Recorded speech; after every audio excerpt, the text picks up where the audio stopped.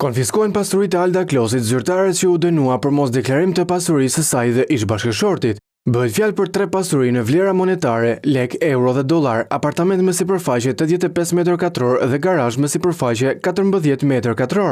Sipas njoftimit të prokurorisë së Tiranës, pasuritë e llojit të paluajtshëm, apartament dhe garazh nuk justifikohen nga të ardhurat e ligjshme. Këto pasuri të paluajtshme janë fshehur dhe nuk janë deklaruar në deklaratat e ILDKPKI nga personi i hetuar Alda Klosi. Ish zyrtarja ka shlyer dënimin me 1 vit e 8 muaj burg, por vijojnë hetimet për pastrim parash pasi nuk është gjetur ende burimi i 500.000 eurove që ajo mbante në banesë. Parat dhe valuta euro dhe dollar të sekuestruara në banesën e sanitares Rozeta Dobi dhe djalit të saj Javier Dobi, sipas prokurorisë janë vjedhur tek banesa e Alda Klosit. Kjo e fundit ranë në pranga në shkurt të vitit 2023, një muaj pas arrestimit të sanitares së saj për vjedhje me pasoja të rënda në banesën e Alda Klosit. Ajo nuk deklaroi të plot shumën e vjedhur në shtëpinë e saj.